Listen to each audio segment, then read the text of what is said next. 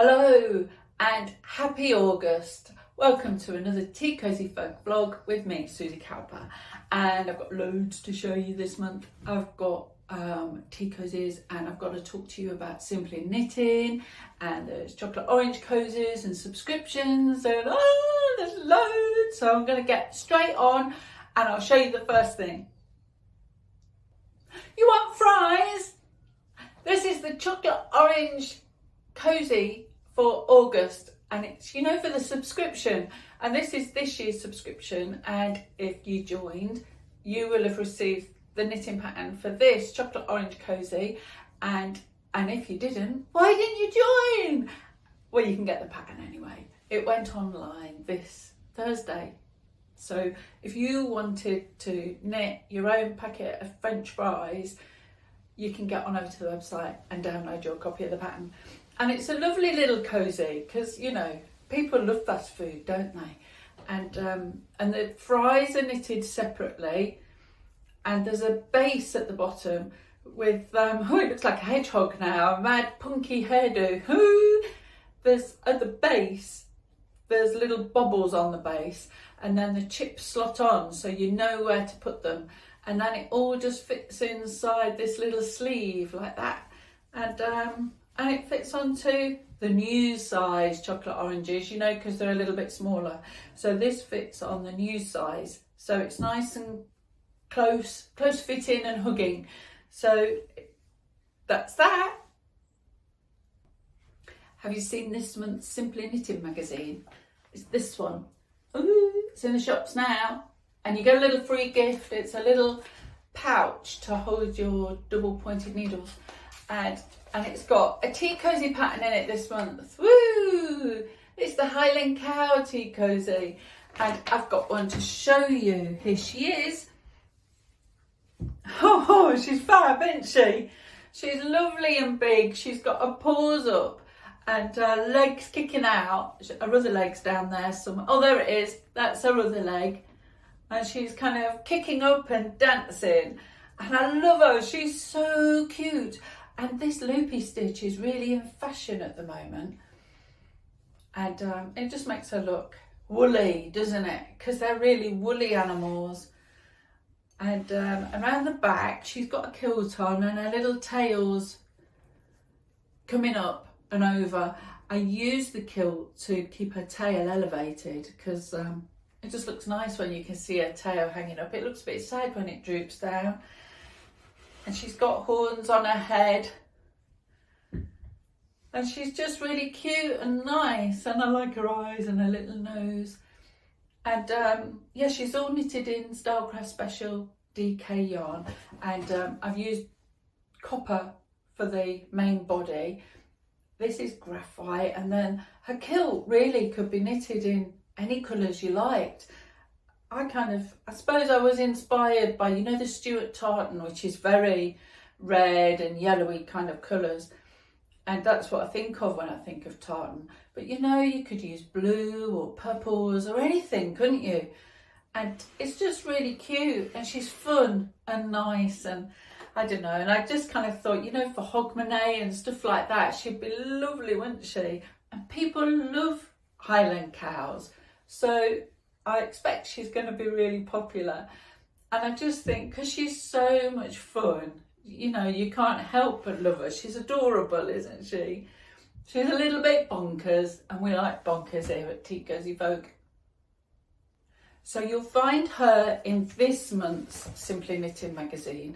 And if you look in the back of the magazine, oh, I should have got this page marked really. Oh, I can't do it. Oh, there's not much room. Cow's in the way. Here. On this page, you'll see what's coming next month. And I've got another tea cozy next month, which is a woodland inspired Fair Isle pattern with a great big acorn on the top.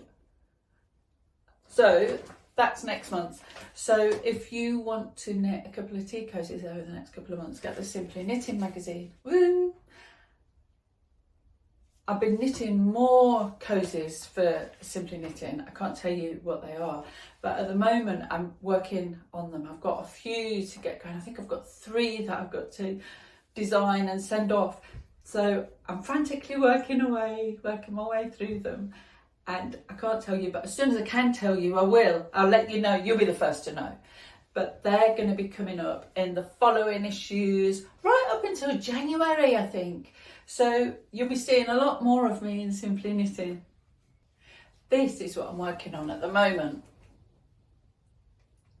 And it's the cake lover tea cozy, and it's going to be somebody with a big birthday cake that they're just munching into, because I don't know, sometimes when you see cakes you think, oh yeah, I could eat it, or you know you can't because you'd be sick, but you know the thoughts there of, oh, I want it all.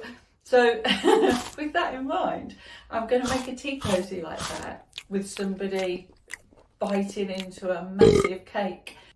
So I've tried to make it look as gender neutral as possible, because, you know, it's not limited to one gender or another who wants to devour cakes. So I thought if it's gender neutral, you can make it look like anybody who you like. I coloured it in blue, and I don't know if I like it in 2 lots of blue. So that might change, but it doesn't matter at this stage. It's just giving me an idea of how it's going to look.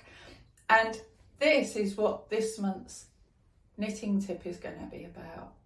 So get ready, it's that time in the show where Suzy does a knitting tip. So I've drawn this, and I'm not now running to my knitting needles and yarn and suddenly whipping it up. You know, that's not how it happens. So just because I'm a designer, it doesn't mean instantly I've got this and I know what I'm doing. And I probably do for the, you know, for the main part of the cozy, I kind of know what I'm doing, and I will be able to start knitting that and start that more or less straight away because I know what I'm doing.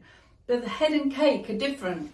The cake's quite simple. I kind of know what I'm doing. I don't know how I'm going to do the chocolate sauce dribbling down yet, but I've got a couple of ideas that I'm going to try. I'll see how it goes and see if it works. And actually, a friend showed me a really amazing knitting tip. Well, it wasn't a knitting tip. She showed me a knitting technique the other day, and it was like, wow, that's amazing. So that could be featured in this, but I don't know yet. I don't know, because I just don't know. So what I'm going to do is try the easiest ways possible to create this, and then I'll see what happens after that. So the cake, I'm kind of thinking, is quite easy except for the dribbles. The cream is probably going to be bobbles. So anybody who doesn't like knitting bobbles, there's only going to be a few. It's only around the cake. But then I'm thinking, you know, this face has got to be biting into that cake, and I'm not sure how to knit the head yet. So if you imagine, you know, a head is flat knitting, and it's got to be biting that, you know, and if you look at the side, it just looks like it's in front of, doesn't it? So I kind of need to make a mouthy type thing. Look at my fries. And it's got to be kind of biting around the cake. Can you see that it's more, so it looks more like it's in its mouth? And I've got no idea how I'm going to do that yet. I've not worked that out because I've only just drawn the picture yesterday, and my brain is still thinking, now how am I going to work that? How am I going to achieve it? I don't know yet.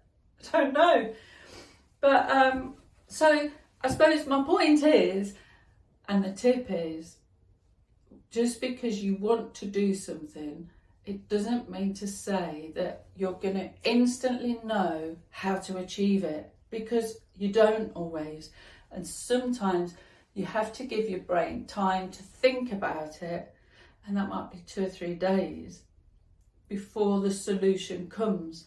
And sometimes, you know, even if I think, oh, I've got a solution, I think I know what I'm going to do, and then when I try it, the solution doesn't always work the first time, and I think, oh, that's not quite right, but I can see from that why it hasn't worked, and I can go back to the drawing board and kind of think, well, that one didn't work, but I can do it a different way, a slightly different way, a slightly different number of stitches, and then it works out. And you know, for designers, we're not just going to it and knitting straight away. That's not how it works. So if you are designing yourself at home and sometimes you keep banging your head against a brick wall because it just won't go the way you're imagining it in your mind, we get that too. That's, you know, that's normal. That's part of the process. That's part of designing.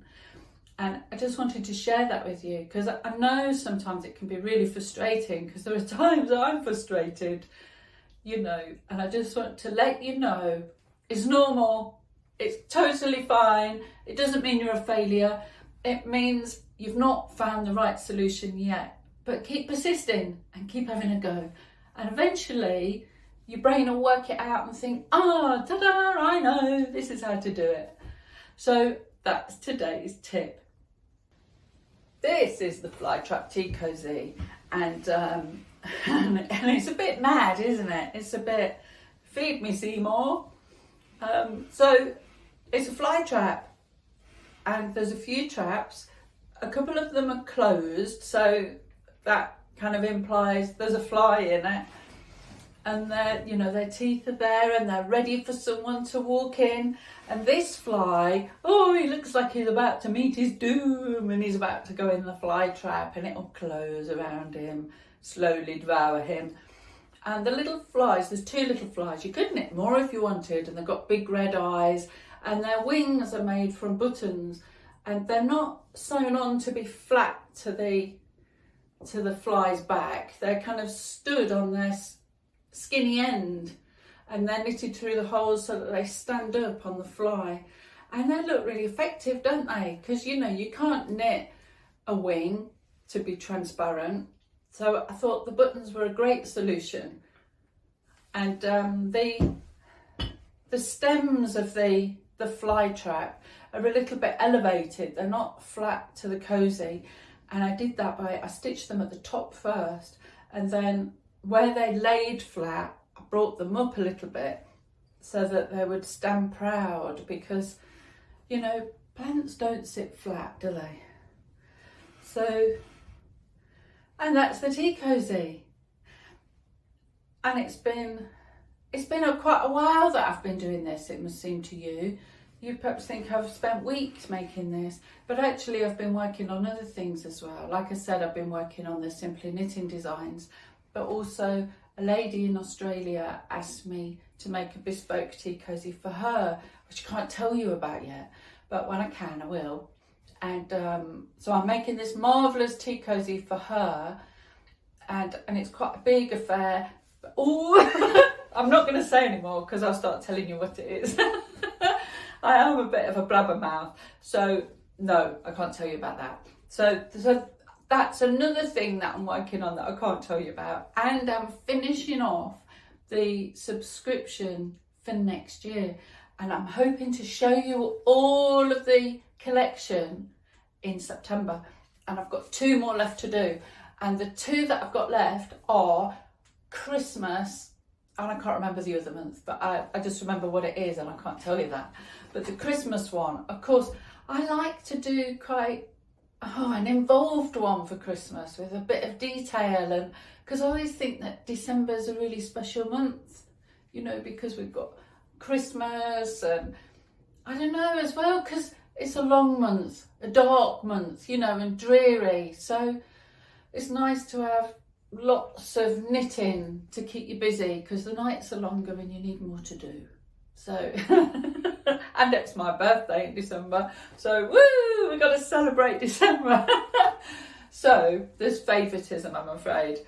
If it's your birthday on any other month, I'm sorry, it won't be as fancy as December's. But yeah, so I'm also working on the subscription for 2027, and I'm nearly ready, I'm nearly done. So I'll be launching that in September, and if you want to get on the subscription and receive your knitting pattern on the 1st of every month, I'll give you some more details back, you know, around the time when it's open and you can join. There's no point in telling you now if you can't go and put your name down. Anyways, Oh, one other thing, I can't tell you much about this either because I don't know all the details yet. A lot of people have always said to me, you should do a tea cozy festival. And I've always thought, oh yeah, it would be lovely, wouldn't it? And next year, me and the lady who runs the yarn shop in Wigtown, we're going to do a tea cozy festival in Wigtown, and I can't wait. Woo! There's so much to think about, there's so much to organise, and we're trying to get it all done. But the date is set as the 22nd of May. So if you want to be involved in the first ever Tea Cozy Festival in the UK, you can be. And I'll tell you all the details nearer the time when we've finalised everything, because we've not even decided all the rules yet. All we've decided is what day it's happening, and it will be on the 22nd of May, which is a Saturday. So that's brilliant. So it's great for, you could pop up just for the weekend and come along to the Tea Cozy Festival, have a nice cup of tea, check out all the tea cozies, and that'd be fabulous. Be a lovely weekend out, and hopefully we'll have sunshine because it's May. Anyway, I'll tell you more about that as we'd finalise details. And that's all I've got to show you this month. That's what I've been doing, and I've been doing lots of stuff I can't tell you about, so I can't show you that. But I hope to see you again in September. Wow, isn't the year flying by? It goes so quickly. August already, and next it's September. Wow, and that'll be autumn. Crikey, Riley. We'll be knitting more and more as the nights get longer. Anyway, that's all for now. Keep knitting, keep safe, and I'll talk to you again soon. Thank you for watching. Bye.